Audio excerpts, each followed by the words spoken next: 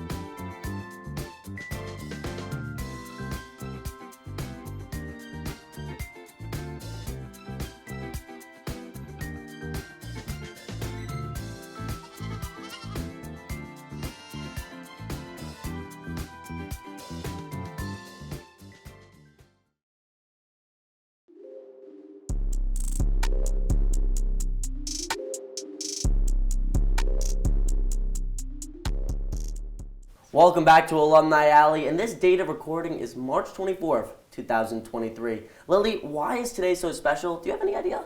I don't, Charlie. Why is it? Well, I gotta say, happy birthday HBD to Syracuse University. Today, we saw the founding of Syracuse on March 24th, 1870. Today, Syracuse is celebrating its 153rd birthday. Happy birthday, Syracuse. What did we do to celebrate? Well, Syracuse had a big Boost the Cuse event, and here to tell us all about it is our very own Maura Vaughn. Thanks, Charlie. This past Thursday, we celebrated what was basically the Super Bowl of Alumni Alley, a 16-hour broadcast of alumni interviews, exclusives, and Syracuse performances within the event Boost the Cuse. Boost the Cuse is all a part of the initiative to raise money and support for Syracuse facilities, programs, and student affairs by bringing in famous SU alum from around the world to share their love for Syracuse. This event was hosted by NFL Network Red Zone's host Scott Hansen. And whether we were making guacamole with Daryl Smith or talking to Jasmine Jordan, Michael B. Jordan's daughter, this was surely entertaining.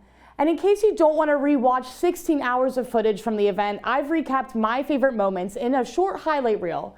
Take a look.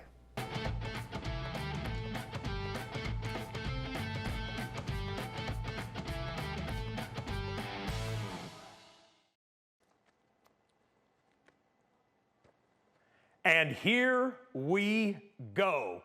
Good morning, Syracuse worldwide. It is March 23rd, 2023, 32323, and it is 8:44 a.m. 10:44 New York, 12:44, 3:44 in the afternoon here in Syracuse, 6:44 here at Syracuse University, 10:44 p.m. It is Boost the Cuse time. This week, Syracuse celebrated a new way to give back to the school with one of the biggest alumni events of the year, called Boost the Cuse. Syracuse held a 16-hour broadcast with famous alum of Syracuse, and here's some of my favorite clips. Looks like it's time to get started. Thanks a lot, everybody. Hi, I'm Lorenza Ponce, a proud VPA alumna and the violinist for Bon Jovi, among others.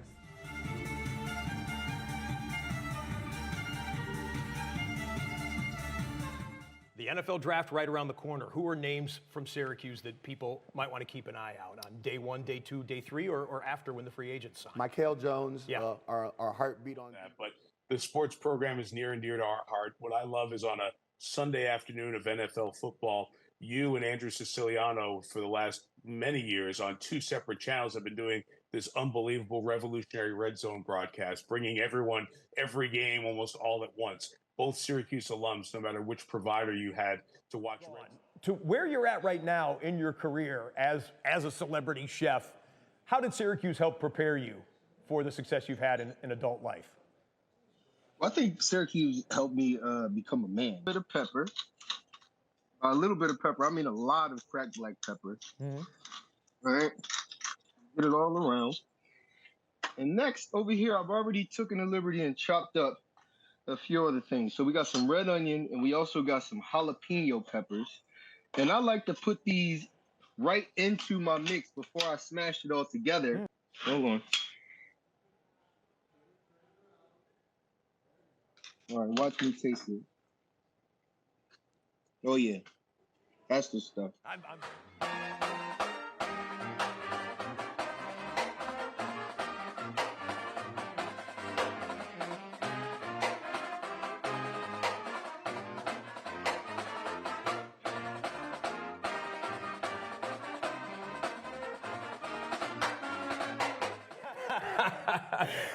So people hear your last name and they may or may not know your father is the famous Michael Jordan, who had a notable basketball career with the exception of terrible taste in picking colleges. Right, yeah. My goal is to continuously be voices for our athletes and ironically to be a voice that don't have one, you know? Yeah.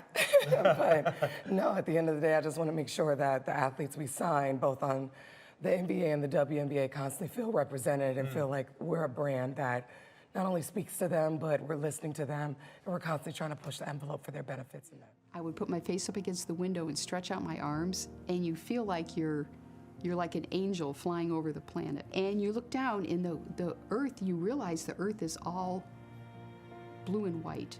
And you think about not only all the people that are living there right now, but the history of all the generations of people that live there. And it's quite overpowering to see that. Thank you so much. And I went into the office of the track coach. His name was Bob Grieve, and I asked him if I couldn't run on the men's cross country team. And he said, no, it's against NCAA rules, but we would welcome you if you wanted to come out and train with the team. And as I left his office, I pulled the door shut, but just before it closed, I heard him burst out laughing to his colleagues and say, I guess I got rid of that one. Be forever grateful for being told, you know, I guess I got rid of that one, to showing up to actually getting ready for the Boston Marathon. And yes, when I signed up for the Boston Marathon, because Arnie insisted I sign up for it, I was given that famous number. There's the old bib, all beat up, 261.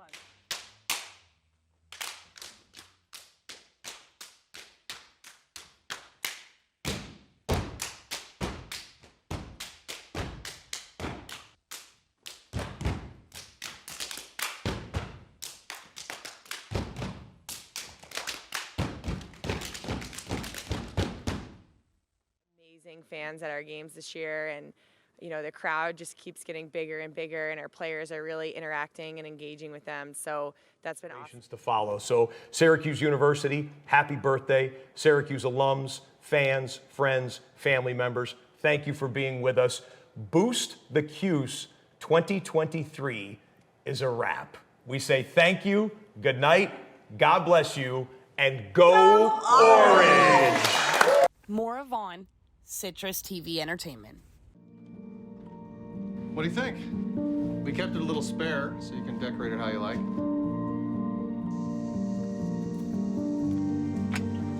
Dinner!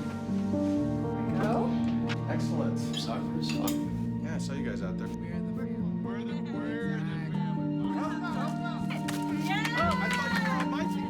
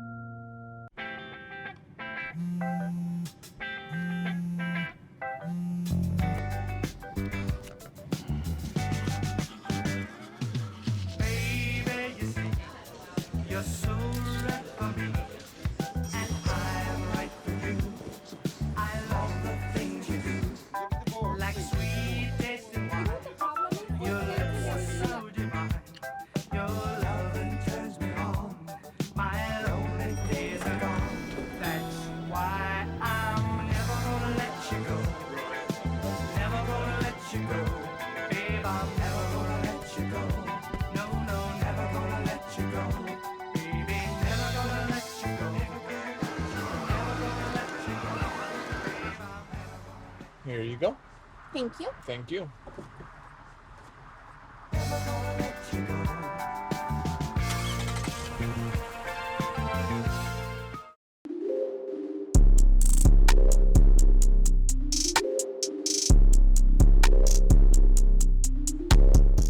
Welcome back to Alumni Alley. Today we are going to be interviewing Max Darrow, who is a CBS affiliate reporter in San Francisco. He also is an Emmy award-winning reporter. And Max, we are so excited to have you here today.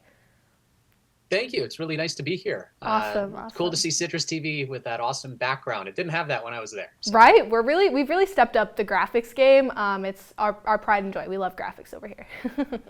Great. So I guess we'll just get right into it. So you're from California, correct? Correct. Correct. Okay. So what made you want to make the trek across the whole country to come to school in Syracuse? Well, Syracuse is a phenomenal place for a lot of reasons, but at that point I knew that I wanted to pursue a career in broadcast journalism. Didn't know exactly what I wanted to do with broadcast journalism at that point. I knew I wanted to be on air and be in the reporting scene, but I didn't know if it was going to be sports, if it was going to be news, if it was something else. And I was fortunate enough to get accepted into the program at Newhouse at Syracuse and couldn't say no. Then I showed up one day and learned what it was like to live in the snow for a couple of years. So I'm so curious to know, what were your first couple years like post-grad? Because I know it can be kind of challenging, graduating, being like a full, real adult. So how did you navigate that? How did it go for you? I'm trying to think of the best way to describe it. It's going to be different for every field that you go into. For being a reporter or a producer or something in local news, it's really just like an extension. That first job, that first market you go to, it's really like an extension of your educational experience. I learned so much in that first job, and a lot of that learning just came from learning how to be an adult on your own as well.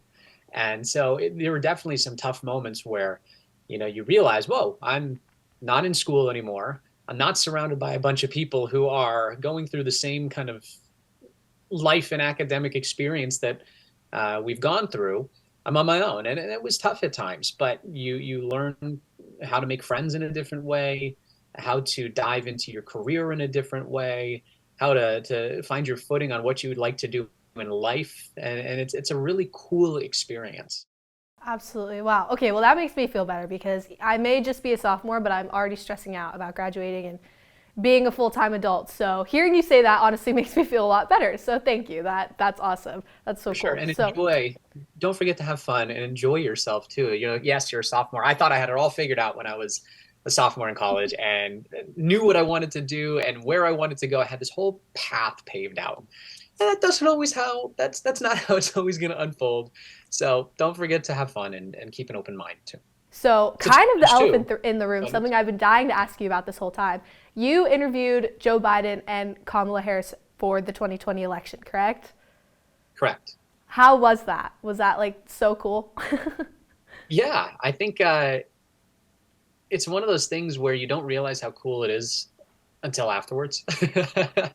And I think for a lot of us, especially younger journalists, you forget that it is a pretty amazing thing, this job that you get to do.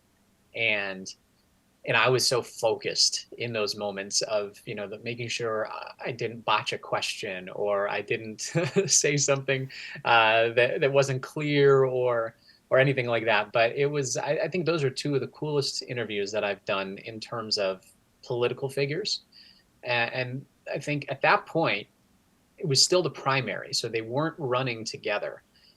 But now in hindsight, knowing that they'd end up on the ticket together is pretty cool to be able to say, whoa, I guess on the campaign trail, I got to interview the president or the future president and future vice president of the United States. So you won an Emmy, which is like probably one of the biggest awards you can win in the news industry. So how was the nomination process for that? Were you nervous? Were you excited? And how was it to receive that award? Well, the first one, I've only won one, and super proud of it. It was a story that I really, really worked hard on during my time in Vegas, and it was cool to get the recognition from peers, because that's where the Emmy award comes from, is really an audience of your peers. It came after a couple of years of trying for them and not getting nominations and not getting anywhere. So it was cool for this one. I still take a lot of pride in that story. I hope to win another one at some point. I've received a couple more nominations since then. Haven't been able to take one home, but it's just a cool thing. But I will say, as an award winner or not, some of the best work will not win awards, and that's okay. The award itself doesn't define how good of a story it was, how good of a journalist you are. It's a wonderful thing to get the recognition, and it's a huge feather in your cap and something to be so proud of. But it's not going to define, the best journalist or anything like that, because there are some phenomenal journalists I've worked with and know and look up to who they haven't won awards, and that's totally fine. Yeah, absolutely. Well, that is so cool. So on the topic of that, what has been your favorite story, if you can pick, favorite story that you've ever covered? Actually, hold on. Can I answer that in a second? I just want to show you. So I have my Emmy award sitting here on my desk, but I have another award that I wanted to show, and this was a CitrusTV award that I still have here. Love that. There it is. I know it's kind of blurred because I have the background filter on, but got to give my What did you win? What award did you win from Citrus? 2016, my roommate at the time and one of my best friends, Hunter Sines, he's a phenomenal reporter in Charlotte now. He and I won Best Anchor Team our senior year. It was fun. I love that. That's so cool. Aw. Still Hey, have who that needs on my an desk. Emmy when you have an award from CitrusTV? I mean, that ranks a little bit higher in my book.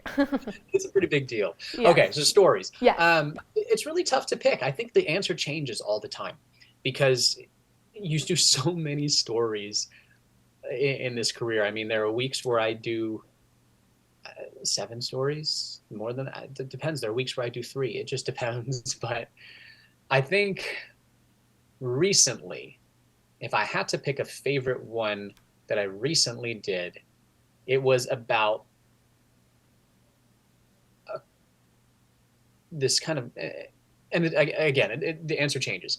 I think recently there was a story I did that just really resonated with me and struck an emotional chord with me about this couple who was an older couple. They'd been married for, I think, close to 40 or 50 years, and one of them has Alzheimer's and the other is just a loving partner and best friend and caregiver. And he went to this training to do a virtual reality course on how to better help take care of somebody who has Alzheimer's. And I actually spent a lot of time with them for this story and did a more in-depth piece that's about 2.5, 3 minutes long, and just told the human story behind it all. And it was a story of compassion. It was a story of love. And even though it's a really difficult topic and it can be a sad story because so many of us understand what Alzheimer's and diseases with cognitive decline can do, it was a beautiful thing to be able to share. And for whatever reason, that really just, something that stuck with me and touched my heart. And I think that's one that just keeps coming to my mind. Absolutely. That is so beautiful. That actually, I need to look into that because that resonates with me. A couple years ago, I used to work at a care facility for people with Alzheimer's, and it was a super emotional experience. So to see that you covered a story on something like that is really cool. I'm definitely going to have to look into that and give that a watch. I think one of the reasons why it does resonate, why that one did resonate with me, is I did a similar thing when I was in high school. And I had a family member, my grandmother lived with us, and she had the cognitive decline disease that, we saw unfold firsthand. And I think just that's one of the nice things about journalism is when you do find something you're passionate about or, that does resonate with you, you can really tell a more impactful story because you have that personal connection to it. So. Yeah, that's awesome. That's so cool. Well, I have one last question for you. What is some advice that you would give to aspiring young reporters? What is the one piece of advice that you think we should be carrying with us as we finish college and even start heading into our careers? It's okay to not have it all figured out. I thought you had to have it all figured out. You had to have your path that you knew you were going to, be set on and everything like that. But life's going to throw you curveballs. Stories are going to throw you curveballs. Moments are going to throw you curveballs, and that's okay. Once again, it was such a pleasure getting to chat with Max Darrow. We love talking to alumni, and especially when they're a part of the one and only CitrusTV. Thank you so much for watching, and make sure to tune in for the next episode. I'm Lily Evans. See you next time, Syracuse.